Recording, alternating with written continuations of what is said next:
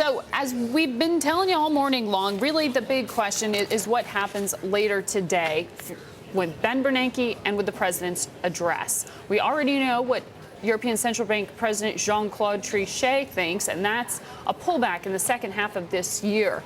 How should investors be playing all of this? Joining us from Pittsburgh is Charlie Smith. He's Chief Investment Officer of Pitt Capital Group. Charlie, welcome to InBusiness.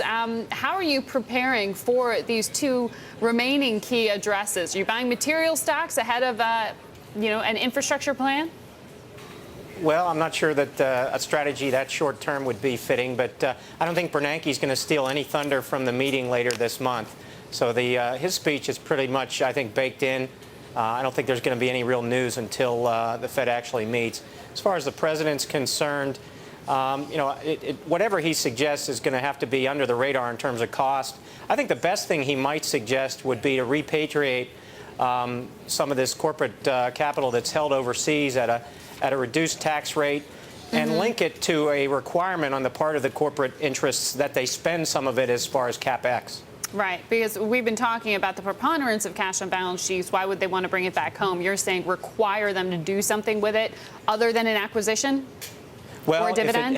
If it happens to be M&A or dividends, for some portion of it, fine. But some fraction of what's repatriated should be earmarked for CapEx, not necessarily job creation, because the idea is to generate profit, which over time should generate employment. It's been demonstrated time after time that programs designed to generate jobs only are simply a waste of resources. Well, we've been seeing profits climbing, but perhaps because of job cutting, cost cutting.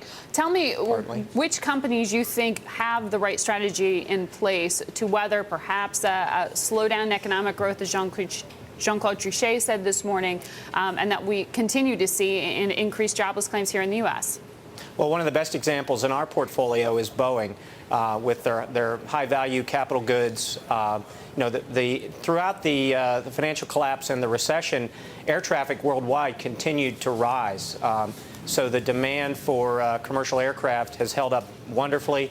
We think the folks that make the aircraft, make the engines, make the avionics, Honeywell, for example, are companies that are going to be able to push through even a slumping economy. We don't necessarily see a significant decline in GDP, maybe flat GDP for the next 3 quarters. So we think aerospace is a great place to hide. Telecom is another place. We've got about a quadruple weight relative to the S&P in our portfolio in telecom and cable. Stable cash flows, businesses that do have some growth associated with them. Now, in your portfolio, you have about 13% of it in cash. What would make you increase that? What would make us increase cash weightings? If we saw that the European situation, particularly the Italian debt situation, was beginning to unravel aggressively, say we saw Italian government bond rates pushing through the 7, 8, 9% range, and the Italian tourism market collapsing, for example, that would be a signal to us that the problems in Europe are becoming more entrenched and the issues are more longer term. So that would be a signal to us. And what we would probably do is emphasize U.S. corporate bonds more in the portfolio. Right. You've got 3% corporates. You'd up it from there. We probably would double it at least. Okay. Thank you so much for making time for us. Charlie Smith from Pitt Capital Group, Chief Investment Officer there.